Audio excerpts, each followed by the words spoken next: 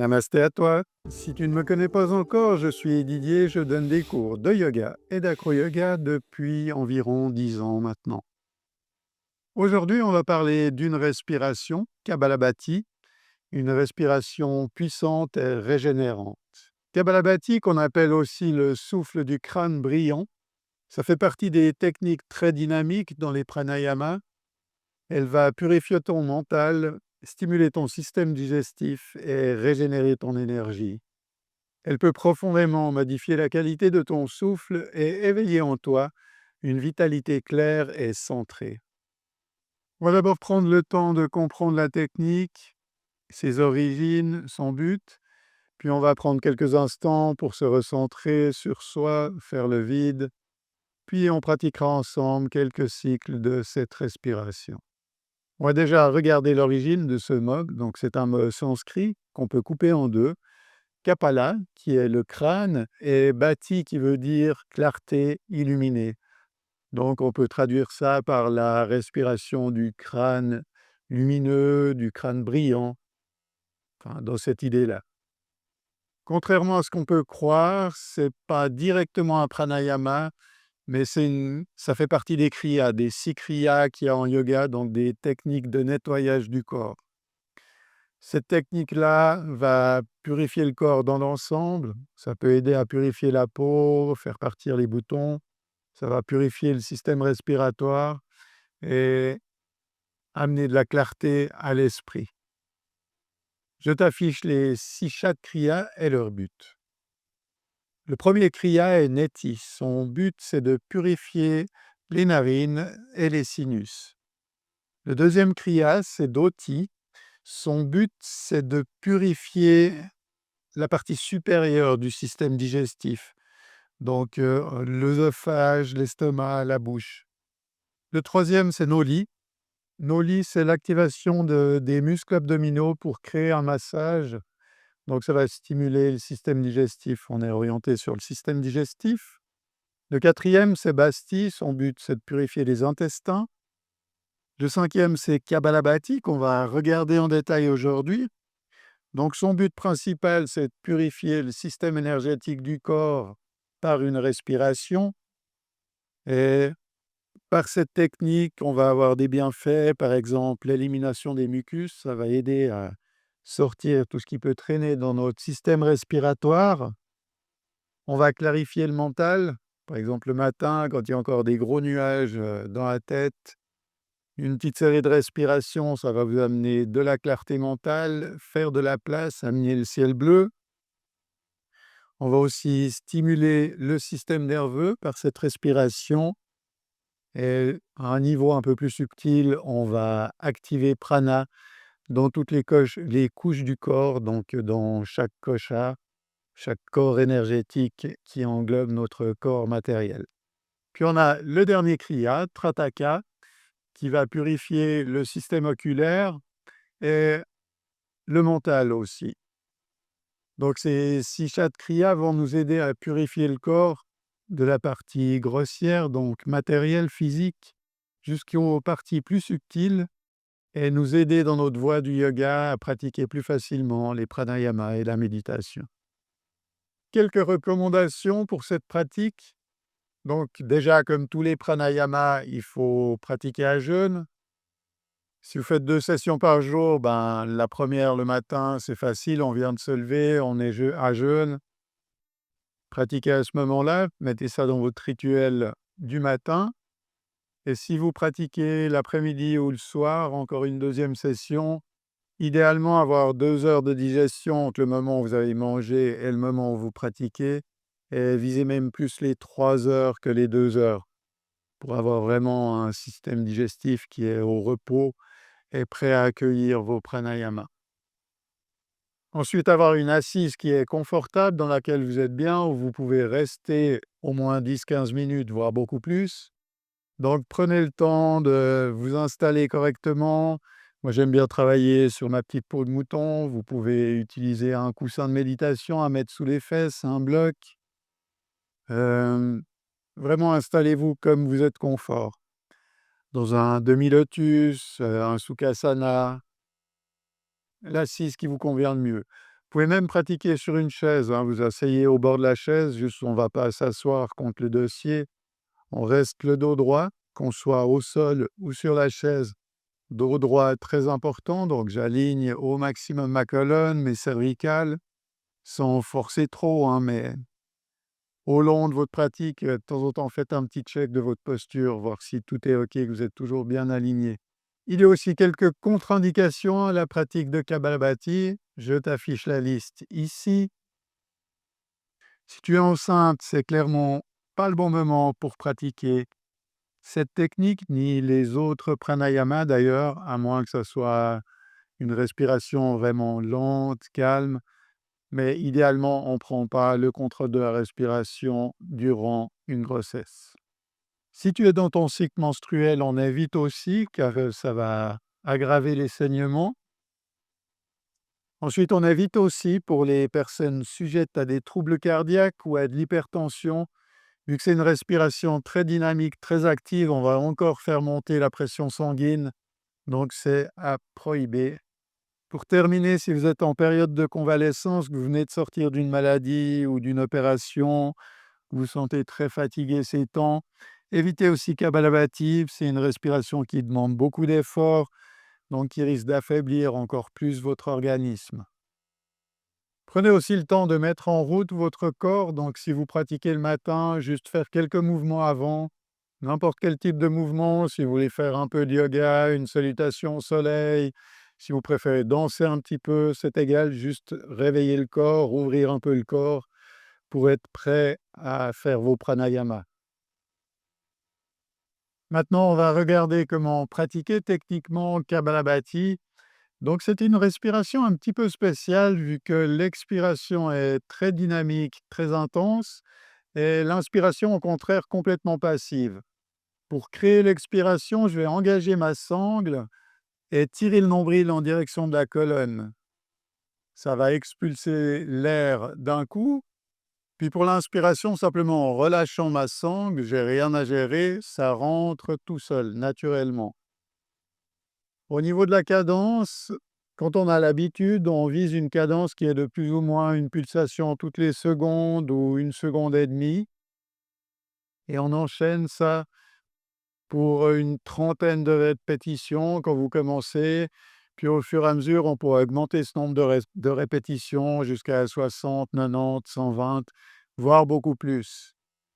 Et on fait des séries comme ça du nombre que vous avez choisi. Commencez par 30 et on va répéter 3 ou 4 fois ces séries de 30. Et entre chaque série, on prend le temps de se poser, de s'arrêter et d'être à l'écoute de son corps, de ressentir tous les changements subtils, tout ce qui peut se passer, que ce soit au niveau physique ou mental.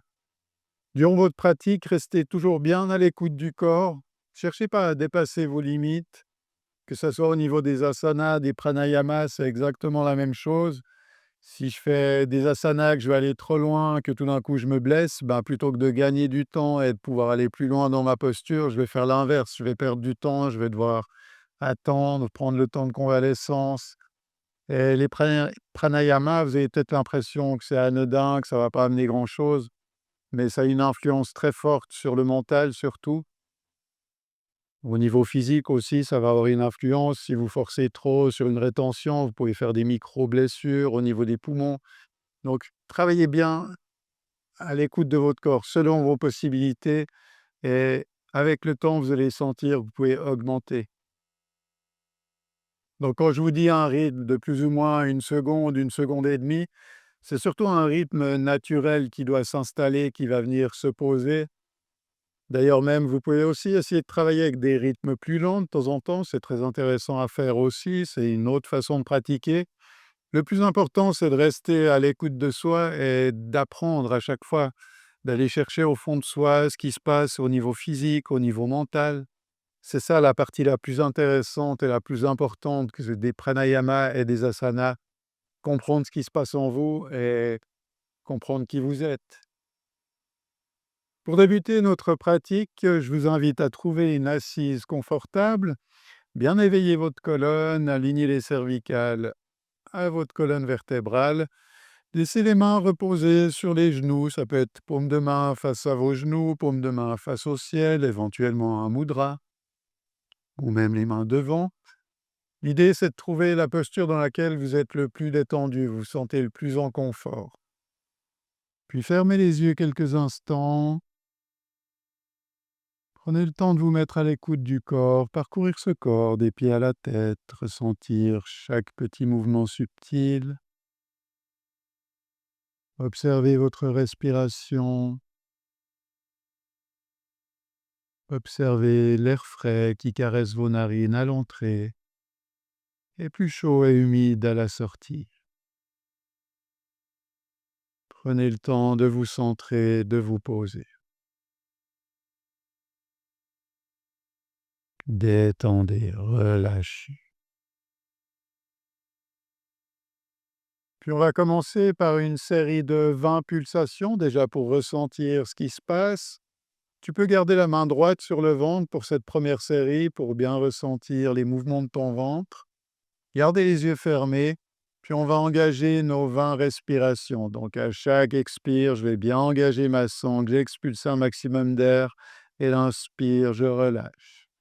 On inspire tous ensemble, une grande inspiration, et on est parti.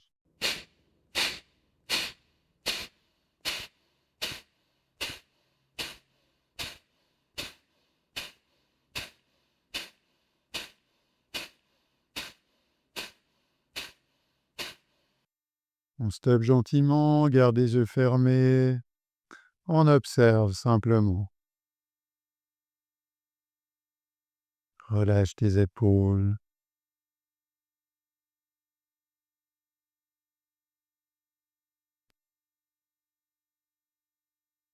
Gentiment, je te laisserai ouvrir les yeux. J'espère que ce premier petit bout de pratique s'est bien déroulé pour toi. Ce qui peut arriver assez fréquemment, c'est la tête qui tourne un petit peu. Ça, c'est rien de grave, ça va se poser. Et avec le temps, avec la pratique, on le ressent quasiment plus. C'est surtout dû au fait qu'on va beaucoup baisser le taux de CO2 dans le sang. Quand on baisse beaucoup le taux de CO2 dans le sang, ça va créer une légère vasoconstriction, donc les veines qui vont se resserrer légèrement, et dans le corps et au niveau du cerveau. Donc ça fait monter un peu la tension et ça peut provoquer ce petit étourdissement. Un des effets de cette baisse de CO2 dans le sang, c'est qu'on va se retrouver avec un sang plus alcalin. Si j'ai beaucoup de déchets, donc beaucoup de CO2, mon sang est plus acide, et à l'inverse, il devient plus alcalin quand j'en élimine un maximum. On va pouvoir se réinstaller pour une deuxième pratique. Cette fois-ci, on va en faire 30. Puis je te laisserai garder les yeux fermés quelques instants après ta série de 30. Puis on va directement réengager après quelques instants une nouvelle série de 30. Pour cette première pratique, ce premier essai de Kapalabhati. Donc à nouveau, je te laisse retrouver une assise confortable, bien te réinstaller. De nouveau, juste fermer les yeux quelques instants.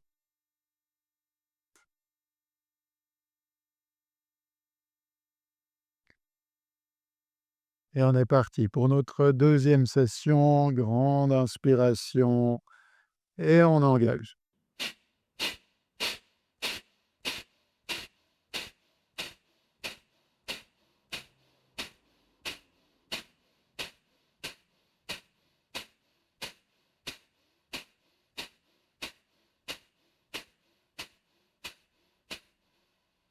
Gentiment, on stop. Et on reste quelques instants, les yeux fermés, à l'écoute du corps, à l'écoute des sensations. Relâche, détends.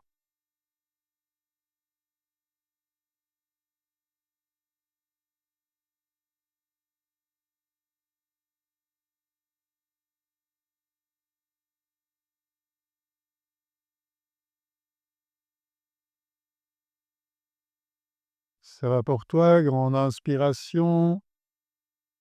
Et on est reparti, deuxième série.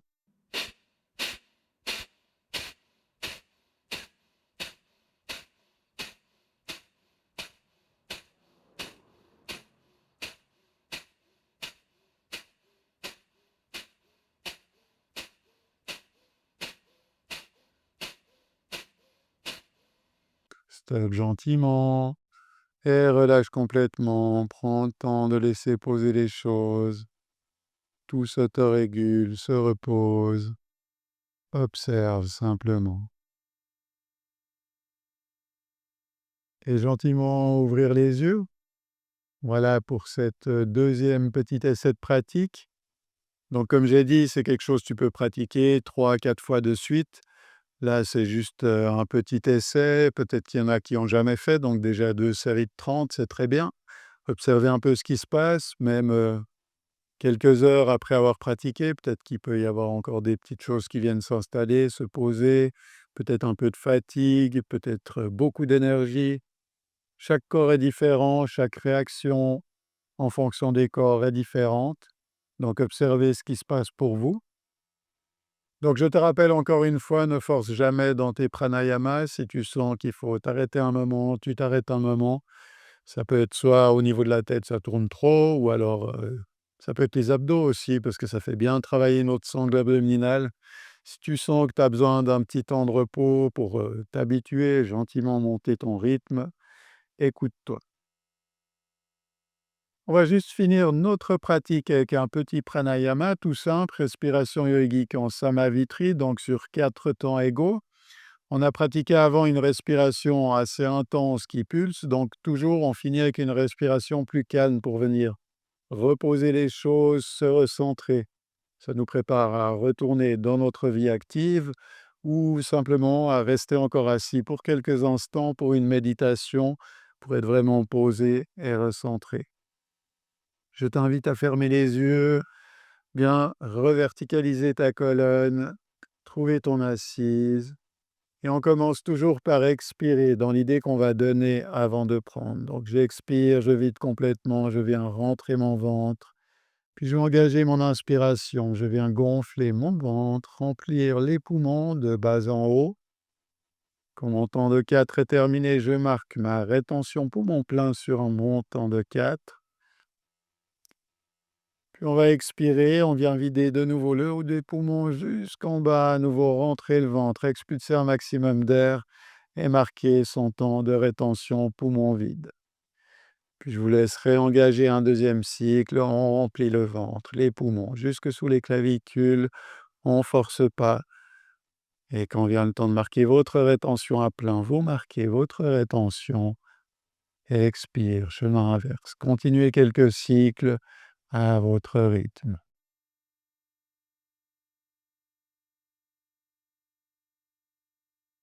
Trouve le rythme qui te convient, garde une respiration fluide, agréable, les yeux fermés, la détente, et fais quelques cycles gentiment.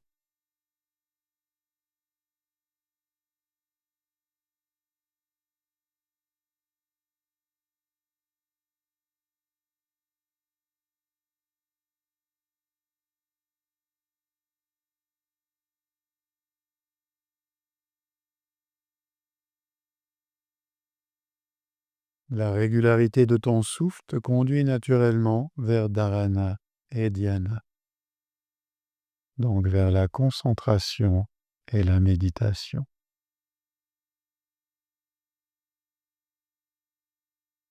On va gentiment terminer ce pranayama dès que tu te sentiras prêt ou prête. Ouvrir les yeux. J'espère que cette petite découverte de ces 2 souffles traditionnels yogiques t'aura intéressé, que tu auras pu apprendre des choses. Donc c'est une petite pratique que tu peux mettre en place le matin. C'est très bien pour démarrer ta journée. Si tu peux instaurer ça dans ta pratique, ça t'apportera beaucoup de bien. Si cette pratique t'a nourri, n'hésite pas à me laisser un petit commentaire là en dessous, ça me ferait très plaisir. Même un petit pouce bleu, ce serait vraiment cool de ta part. Et si tu veux plus de vidéos de yoga, de pranayama et d'acro-yoga, n'hésite pas à t'abonner à notre chaîne. Merci d'avoir regardé cette vidéo. Namasté.